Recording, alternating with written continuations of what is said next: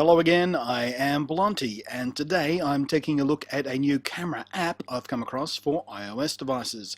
It's called UltraCam. It's cam with a K, because no one wants to spell shit properly anymore, and it promises to take my iPhone from a 1080p video shooter and kick it right up to a 2K shooter. Big claim, I thought, but very, very interesting if it works. So out I went and tested it to find out if this is a practical tool for video making or just a clever gimmick that isn't really viable for some quote-unquote real use. And what I found was very interesting indeed. It does indeed shoot 2K video, and it will do so in 24, 25 or 30 frames per second in either H.264 or Motion JPEG encoding. It seems to accomplish this trick by processing from the iPhone's still picture preview feed rather than kicking it into video mode directly. This, beyond making it possible to bypass the video mode's 1080p cap, also seems to throw another benefit in. I seem to be getting both an increased dynamic range and a more natural white balance than the iPhone's own slightly warmer defaults, but more interestingly, more sensitive low light performance. The iPhone's built-in video mode locks down some stuff to try and help keep things clean and noise-free, but here in UltraCam it pushes further. You get more noise, but you also get significantly more sensitive low-light performance. The app gives you a few modes and resolutions to choose from. I filmed all the footage you'll see in this video in the highest quality settings offered. There's also time-lapse and slow motion options. Now, there are better apps for time-lapse out there, but this is quite serviceable, and the slow motion mode is the same 720p 120fps mode that the iPhone 5S has in its default camera. There's nothing new on that score here, just the chance to use it in the app, which does give you the separately adjustable and lockable exposure and focus tools. You can also pinch to zoom even while you're recording, though of course it is a digital zoom, so you'll be sacrificing some image quality, but still it can be handy to have in a pinch, if you'll pardon the pun. The 2K recording resolution is 2240 by 1672, which is actually slightly larger than the usual 2K standards, but that's also a 4:3 aspect ratio, not widescreen. So once you crop it down to a proper cinematic aspect, like the common 2:1 cinematic aspect, which for 2K footage would be 2048 by 1024, you of course crop out the top and bottom and lose a bit off the edges. But in doing so, you also kind of gain the use of that wasted space for more effective post-production shake stabilization or doing digital vertical moves across the frame. Here is a scaled comparison showing both the moderate increase in field of view thanks to the iPhone's standard video mode using a slight sensor crop, which helps out with image stabilization and 1080p processing, and also how much more resolution you're getting with UltraCam's 2K mode.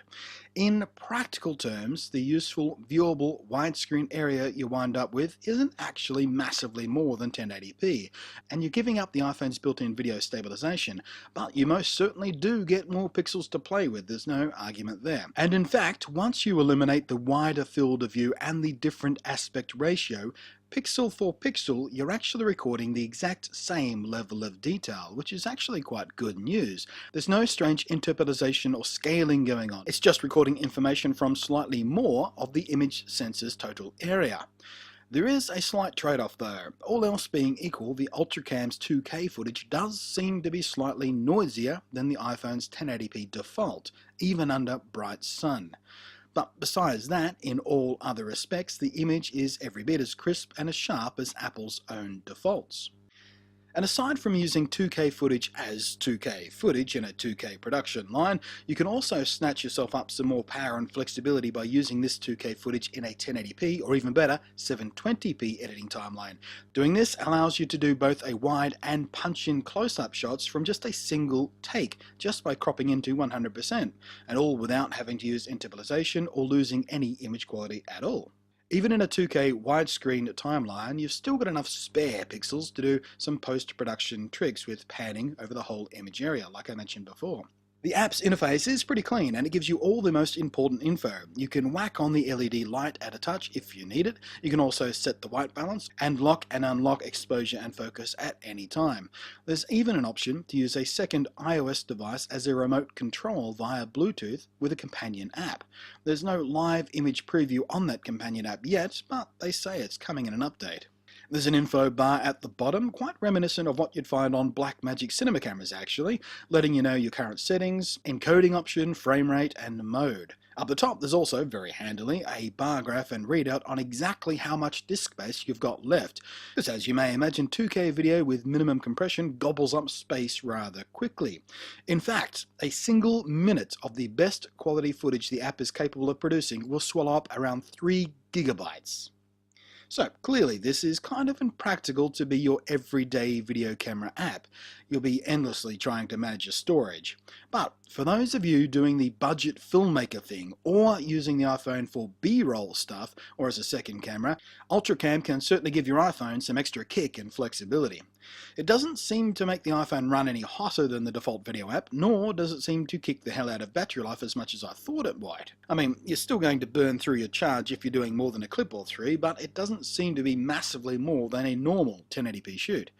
And frankly, anyone using their iPhone in this app for any kind of serious or long shoots will, or at least should, be hooked up to mains power or have a battery booster or two handy anyway.